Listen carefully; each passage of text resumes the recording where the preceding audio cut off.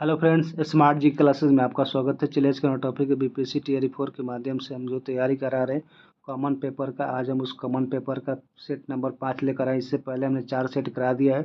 तो जो लोग भी हमारे चैनल पर नए हो चैनल को सब्सक्राइब करें, लाइक शेयर और सब्सक्राइब जरूर करें और इस चैनल को ज़्यादा से ज़्यादा शेयर करें। एकमात्र बेस्ट तैयारी कराने के लिए कॉमन पेपर के चैनल है, तो चाहे ज़्यादा से जुड़े। और आज का हमारा जिसमें से हम 40 क्वेश्चन का डिस्कस करेंगे। इसमें से आपको आठ क्वेश्चन हिस्ट्री से पूछा जाता है, 8 क्वेश्चन साइंस से रहता है, 8 क्वेश्चन ज्योग्राफी से रहता है और 8 क्वेश्चन आपको मैथ से रहता है। तो ये सभी क्वेश्चनों का इससे हम डिस्कस करेंगे। तो जो लोग भी हमारे चैनल पर नए हैं उस चैनल को सब्सक्राइब कर ले और इस वीडियो को एक बार लास्ट शुरू से लेकर अंत तक जरूर देखें। चलिए मिलते पहले हमारा फर्स्ट क्वेश्चन देखते हैं।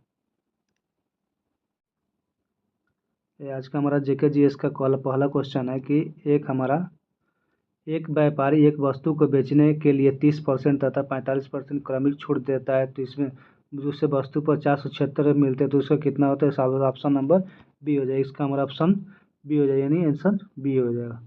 चलिए अगला क्वेश्चन देखते हैं। अगला क्वेश्चन है हमारा कि एक साइकिल सवार दूसरे दिन 70 किलोमीटर साइकिल चलाने के बाद देखता है कि पहले 2 दिनों में उसके द्वारा चली गई दूरी का अनुपात 4:5 दिया। यदि वह तीसरे दिन 42 किलोमीटर की दूरी तय करे तो तीसरे दिन और पहले दिन चलाई गई के दूरियों का अनुपात क्या होगा? तो मान लीजिए कि दोनों दिन की दूरी चलाए गए अनुपात इसका हम निकालेंगे। तो 4 है, अगर एक्स का वैल्यू मान एक्स के फॉर्म में मानते हैं, 4x और 5x मान लेते हैं। तो 5x से हम निकालेंगे तो 70 दिया, एक्स बराबर हमारा हो जाएगा 14। तो वह हमारा हो जाएगा अपशिष्ट जो अनुपात की दूरी है, अपशिष्ट अनुपात की दूरी हमारा हो जाएगा 14 गुणे 4 बराबर रेशियो हमारा कितना दिया हुआ है? 42 किलोमीटर। तो 14 चौका 56 और 42 हो जाएगा। इसको हम काट देंगे 14 से, तो 14 चौका 56 और 14 तिया 42, यानी 4:3 हो जाएगा। Option number B. चलिए अगला क्वेश्चन देखते हैं। अगला क्वेश्चन है हमारे कि प्रफुल्ल 30 दिनों में किसी काम को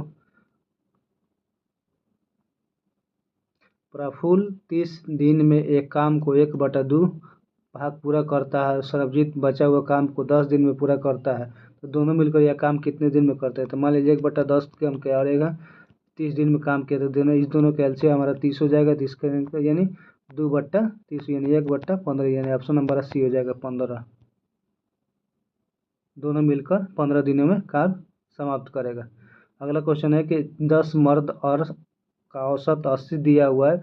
जब एक मर्द का 50 की जगह 60 गिन लिया जाता है तो सही औसत क्या होगा? तो मान लीजिए जब एक 10 है और 80 है, 10 का औसत 80 है, जब 60 के -60 और सही हमारा कैलकुलेट कितना, 50 की जगह 60 थे, 10 हमारा, इसको हम ऐड करेंगे तो ये हमारा हो जाएगा 800 माइनस 10/10। ये तो 10 से 10 है, यहाँ से माइनस करेंगे तो 790/10 हो जाएगी। 0 से 1 0, ऑप्शन नंबर 79 हो जाएगा। तो ऑप्शन नंबर सी 79। तो नेक्स्ट क्वेश्चन देखते हैं। अगला क्वेश्चन है हमारा कि 160 के 15% में कितना जोड़ना होगा कि योगफल 240 के 25% के बराबर होगा? तो 160 के 15% निकालेंगे प्लस एक्स, तो हमारा 240 गुने 25/100।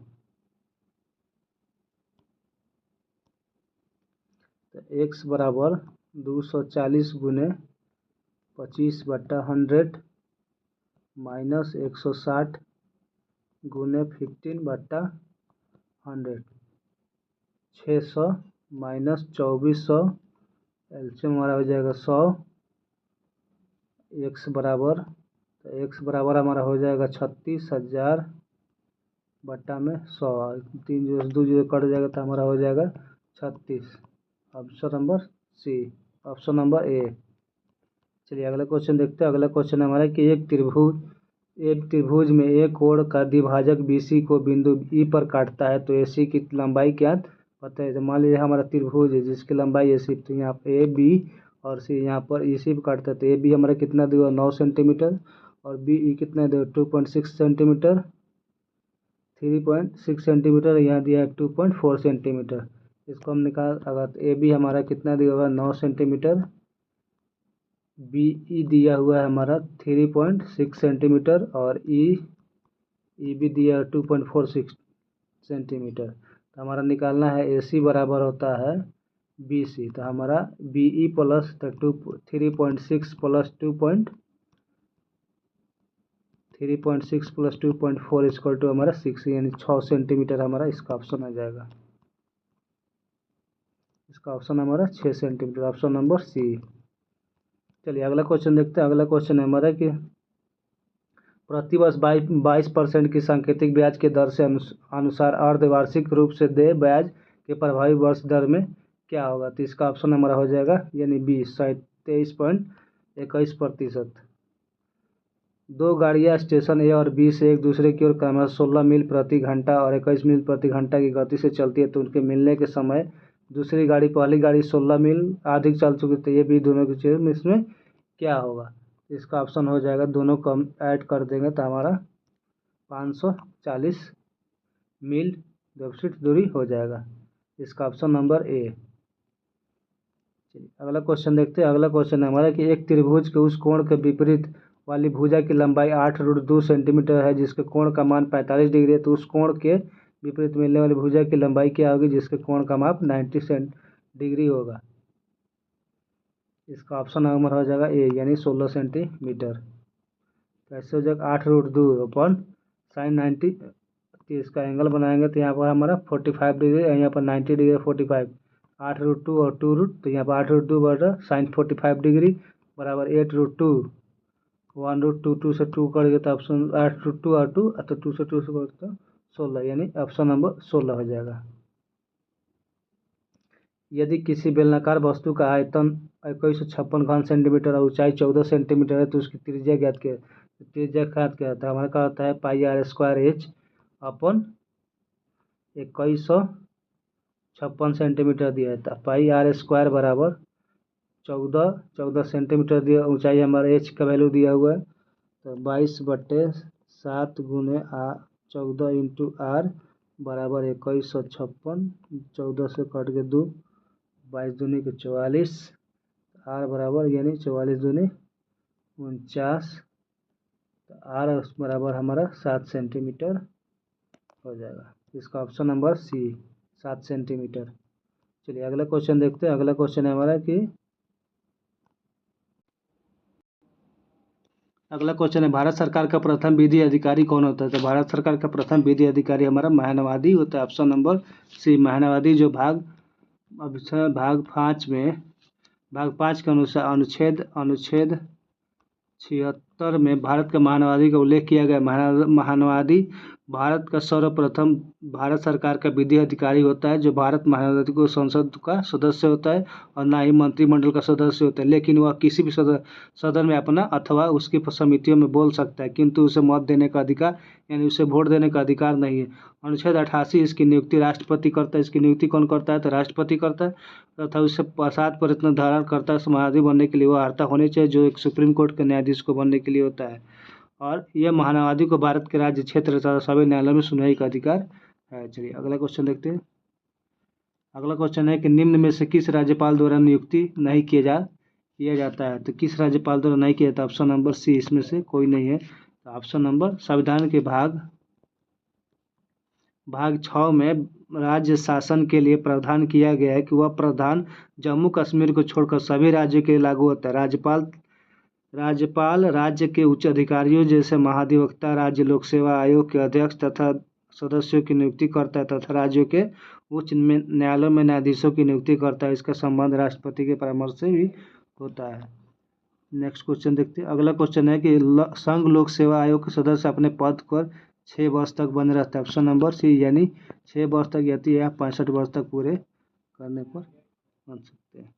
भारत सरकार 1919 में भारत सरकार द्वारा अधिनियम के सर्वप्रथम 1926 में ये लोक सेवा आयोग की स्थापना की गई थी। लोक सेवा आयोग की स्थापना के लिए 1924 में विधि आयोग की सिफारिश की गई थी। लोक सेवा आयोग के अध्यक्ष तथा सदस्यों की नियुक्ति राष्ट्रपति द्वारा किया जाता है, जिसमें से 6 वर्ष और 65 वर्ष तक आपका रह सकती। चलिए नेक्स्ट क्वेश्चन है कि कौन निर्दलीय उम्मीदवार के रूप में राष्ट्रपति पद के लिए निर्वाचित हुए थे। तो हमारा नीलम संजीव रेड्डी है, जो फर्स्ट ऑप्शन नंबर सी जो निर्वाचन किया गया था। भारतीय की संघ कार्यपालिका शक्ति राष्ट्रपति में निहित होता है। राष्ट्रपति देश का संवैधानिक प्रधान होता है। राष्ट्रपति भारत का प्रथम नागरिक कहलाता है। केवल नीलम संजीव रेड्डी ऐसे राष्ट्रपति जो एक बार चुनाव में हार गए थे, फिर वो निर्विरोध राष्ट्रपति निर्वाचन में हुआ था। इनका कार्यकाल 1977 से लेकर के 25/7/1982 तक थे। नेक्स्ट क्वेश्चन देखते हैं। राज्यसभा का सभापति चुना जाता है। राज्यसभा का सभापति चुना जाता है ऑप्शन नंबर सी, संसद के निर्वाचन सदस्यों द्वारा चुना जाता है।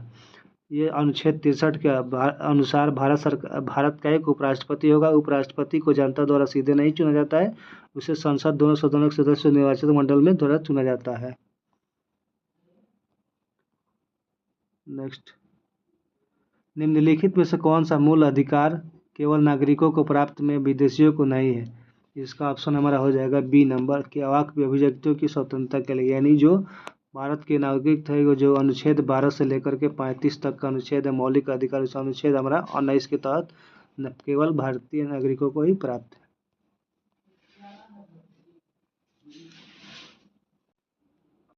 हमारा नेक्स्ट क्वेश्चन है कि राष्ट्रपति के विरुद्ध महाभियोग आरंभ की जाती है। तो राष्ट्रपति के महाभियोग आरंभ की जाती है राष्ट्रपति द्वारा भारत के प्रावधानों का उल्लंघन पर संसद के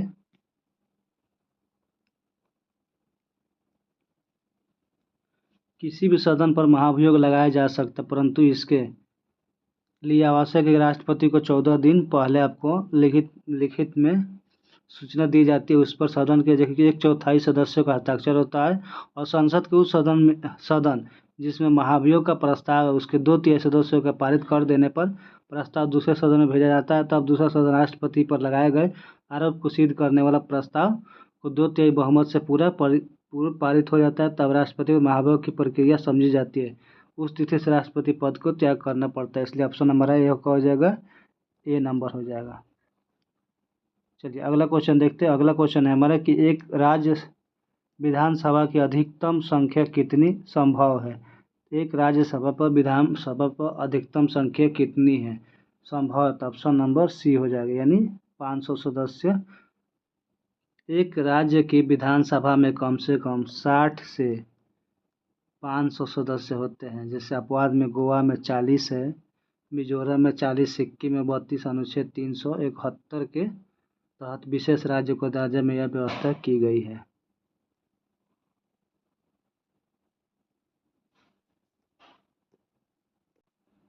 नेक्स्ट क्वेश्चन है कि डिएगो गार्सिया कहाँ स्थित है? डिएगो गार्सिया कहाँ स्थित है? तो यह हमारा ऑप्शन नंबर बी हो जाएगा, प्रशांत महासागर में स्थित है। डिएगो गार्सिया सागर स्थित जो भारत के दक्षिण पश्चिम में तट के समीप लक्षद्वीप तथा मालदीव प्रवाल द्वीपों के उदाहरण में मॉरिशस और यूरेनियन द्वीप ज्वालामुखी प्रक्रिया से उत्पन्न होती है। जो इस महासागर का सबसे बड़ा द्वीप मेडागास्कर है। ऑप्शन नंबर सी हो जाएगा। नेक्स्ट, निम्नलिखित में से कौन सा एक राजकोषीय नीति का घटक नहीं है? तो राजकोषीय घीटी का घटक नहीं है, तो हमारा ऑप्शन नंबर सी हो जाएगा, घटक नहीं है। ऑप्शन नंबर सी, व्यापार नीति। नई आर्थिक सुधार 1991 के मुख्य क्षेत्र में राजकोषीय नीति, मौद्रिक नीति, मूल्य निर्धारण नीति, विदेश नीति, औद्योगिक नीति, विदेश विनियोग नीति, व्यापार नीति और सार्वजनिक क्षेत्र नीति। व्यापार नीति 1991 के तहत अर्थव्यवस्था के अंतर्गत अंतर्राष्ट्रीय एकीकरण को पूर्ण करते हुए उद्योग के प्रति अधिक विवेकपूर्ण संरक्षण धीरे धीरे समाप्त करने की दिशा में कदम उठाएगी। इस ऑप्शन नंबर सी हो जाएगा। चलिए अगला क्वेश्चन है, हेक्साक्लोरोबिंज को क्या कहते हैं? हेक्साक्लोरोबिंज को क्या कहते हैं? तो इसका ऑप्शन हो जाएगा गैमेक्सिन कहते हैं। 51 के ऑप्शन नंबर सी।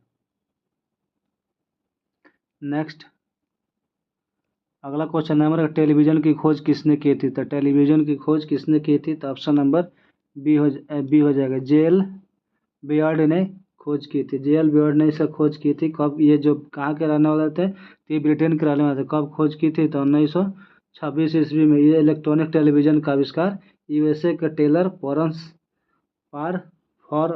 ने 1917 में किया था। अगला क्वेश्चन है कि ऑरेंज ऑफ स्पीसीज के रचयिता कौन है। तो ऑरेंज ऑफ स्पीसीज के रचयिता हमारा ए है, डार्विन है, जो ए ऑप्शन नंबर ए में दिया है। पृथ्वी पर जीवों का किस प्रकार का आविर्भाव हुआ है और किस प्रकार का विकास हुआ था, इस विषय में हमेशा बड़ा ही विवाद रहा है। ये नए प्रकार के जीवों की उत्पत्ति के विषय में चार्ल्स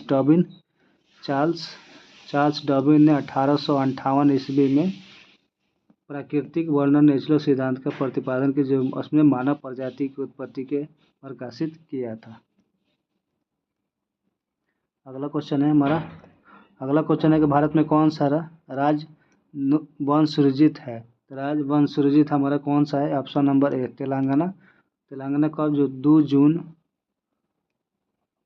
2014 को भारत के आंध्र प्रदेश राज्य से अलग होकर बनने वाला 29वां राज्य था और आंध्र प्रदेश की संयुक्त राजधानी बनाया गया था, परंतु ये वार्ता स्वतंत्र भारत के हैदराबाद नामक रजवाड़े के तेलुगु भाषी क्षेत्र से तेलुगु भाषी में किया गया था, इसलिए ऑप्शन नंबर हमारा ए हो जाएगा। चलिए अगला क्वेश्चन देखते हैं। अगला क्वेश्चन है हमारा कि भारत के विभाजन के समय भारतीय राष्ट्रीय कांग्रेस का अध्यक्ष कौन थे।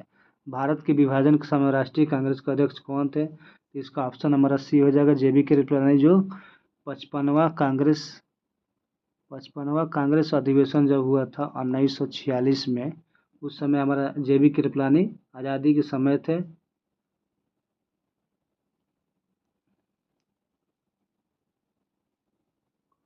चलिए अगला क्वेश्चन देखते हैं। अगला क्वेश्चन है कि निम्नलिखित में से कौन सा एक अग्नि वलय नामक ज्वालामुखी कटिबंध से घिरा हुआ है। तो ये हमारा ऑप्शन नंबर हो जाएगा, इसमें से कोई नहीं, ऑप्शन नंबर ई।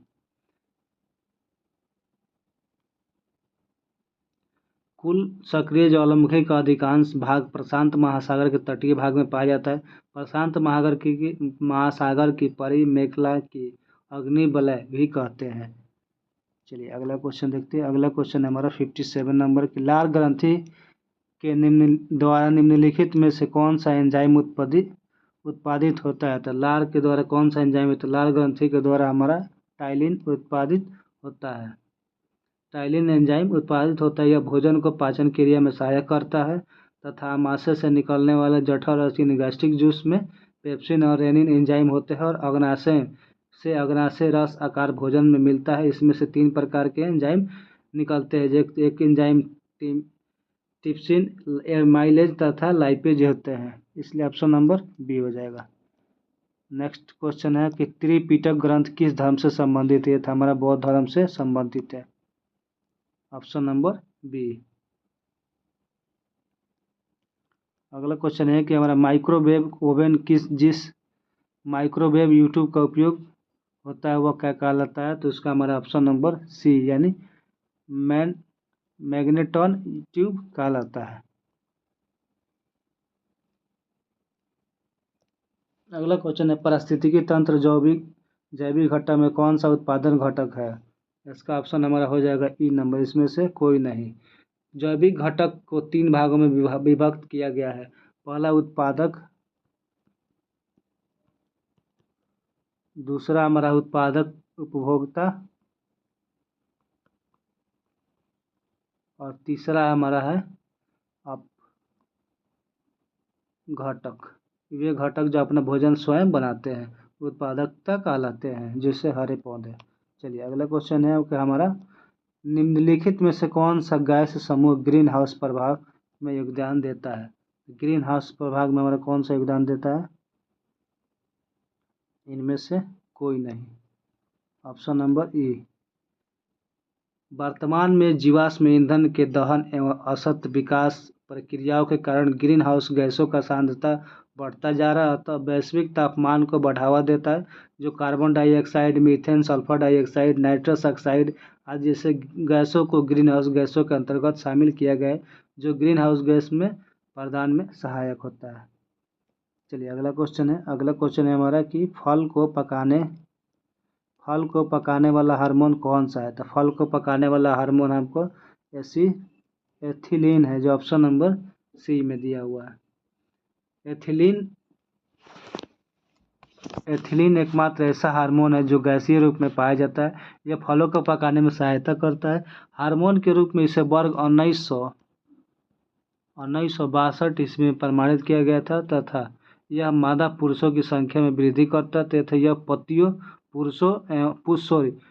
मादा पुष्पों की संख्या में वृद्धि करता है। यह पत्तियों पुष्प एवं फलों को विलयन के लिए भी प्रेरित करता है। इसका ऑप्शन नंबर ए सी हो जाएगा। चलिए अगला क्वेश्चन देख, निम्न में से किस बायोम को विश्व की ब्रेड बास्केट कहा जाता है? ऑप्शन नंबर सी मध्य अक्षांश या घास स्थल को कहा जाता है। मध्य अक्षांशीय घास स्थल अपने अनुकूल जलवायु दशाओं के कारण खाद्यान्न उत्पादन के लिए विश्व प्रसिद्ध है। इन्हें विश्व की ब्रेड कास्ट भी कहा जाता है, ब्रेड बास्केट भी कहा जाता है। इन्हें संयुक्त राज्य अमेरिका और कनाडा की पेरी भूमियां सर्वप्रथम है। नेक्स्ट क्वेश्चन है कि वह जीव कौन सा है जो वायु प्रदूषण को मॉनिटर करता है? वायु प्रदूषण को कौन सा जीव है जो मॉनिटर करता है? ऑप्शन नंबर सी हो जाएगा, जो लाइकेन जो है वो वायु जीव को मॉनिटर करता है। लाइकेन थैलाफाइटा प्रकार की वनस्पतियां है जो कवक तथा शैवाल दोनों से मिलकर बनती है। इसमें कवक तथा शैवालों का संबंध परस्पर सहजीवी गैस जैसा होता है। लाइकेन वायु प्रदूषण का संकेत होती है। जहाँ पर वह प्रदूषण अधिक होता है वहाँ पर लाइकेन नहीं, जहाँ पर प्रदूषण अधिक होता है वहाँ पर क्या होता है? लाइकेन नहीं होती। इसका ऑप्शन नंबर सी हो जाएगा। अगला क्वेश्चन है कंप्यूटर के उपयोग में आने वाली आईसी चिप किससे बनी होती है? तो आईसी चिप हमारा सिलिकॉन से बना होता है। Option number B. कंप्यूटर में उपयोग होने वाले चिप एक पतली चिप होती है जिस पर विशेष प्रक्रिया के सर्किट बनाए जाते हैं, अतः सिलिकॉन की बनी होती है। सिलिकॉन के स्थान पर गैलियम आर्सेनाइड चिप तथा प्रोटीन चिप जैसे बायोचिप का भी प्रयोग किया जा रहा है। इस पर अनुसंधान चल रहा है। इस पर क्या हो रहा है? चल रहा है। चलिए अगला क्वेश्चन देखते हैं। मौर्य काल में सीता से तात्पर्य है। मौर्य काल में सीता से क्या तात्पर्य है? इसका ऑप्शन नंबर हो जाएगा हमारा सी नंबर, राजकीय भूमि से प्राप्त आय। राजकीय भूमि से होने वाले आय को सीता कहा जाता है। नेक्स्ट अगला क्वेश्चन है हमारा कि फिरोज शाह तुगलक द्वारा स्थापित दारुल उल सफ़ा क्या था? फिरोज शाह द्वारा दारुल उल सफ़ा क्या था? इसका ऑप्शन एक खैराती अस्पताल था। ऑप्शन नंबर बी, जो बेकार व्यक्तियों को कार्य दिलाता था और विभाग दीवान खैरात को स्थापित करता था। चलिए अगला क्वेश्चन देखते हैं। अगला क्वेश्चन, निम्नलिखित में से कौन सा जहांगीर के दरबार में ब्रिटिश शासक जेम्स प्रथम का राजदूत था? तो हमारा ऑप्शन नंबर हो जाएगा ऑप्शन ए, यानी विलियम हॉकिंस था, जो कब आया था 1608 से लेकर के 13 ईस्वी तक जहांगीर के शासनकाल में रहा था और 1605 से लेकर 1627 ईस्वी तक रहा था। जहांगीर के दरबार में ब्रिटिश शासक जेम्स प्रथम का राजदूत कौन था? विलियम हॉकिंस था। चलिए अगला क्वेश्चन देखते हैं। अगला क्वेश्चन है हमारा भारत छोड़ो आंदोलन किस वर्ष प्रारंभ हुआ था? इसका ऑप्शन हो जाएगा हमारा बी नंबर, 1942 में। इस सेशन का हमारा लास्ट क्वेश्चन है कि माउंटबेटन योजना आधार बनी। ऑप्शन नंबर सी, देश के विभाजन के समय। उस समय कब हुआ था? 22 मार्च 1947 को भारत के 34वें अंतिम British governor general Lord Mountbatten Bharat आए थे, जिनका एकमात्र उद्देश्य था भारत को शीघ्र ही पूर्ण स्वतंत्रता देना था। जुलाई 1947 में ब्रिटिश संसद में इटली द्वारा भारतीय स्वतंत्रता के विधेयक प्रस्तुत किए गए थे, जिसमें 18 जुलाई को स्वीकृति मिली थे। विधेयक के अनुसार भारत और पाकिस्तान दो स्वरूप राष्ट्र में घोषणा भी बढ़ गई थी। तो ये रहा हमारा कॉमन पेपर, जो इसमें से 40 क्वेश्चन का हम डिस्कस किए। ये सभी वर्गों के लिए है, कक्षा 1 से लेकर के 12 तक। जो भी हमारे इस वीडियो को एक बार शुरू से लास्ट तक जरूर देखें। जो भी हमारे वीडियो में है चैनल को लाइक करें, सब्सक्राइब करें और इस वीडियो को ज़्यादा से ज़्यादा शेयर करें। तो चलिए मिलते हैं नेक्स्ट वीडियो में नेक्स्ट टॉपिक के साथ। आज के लिए यहीं पर रखते हैं। तो चलिए धन्यवाद।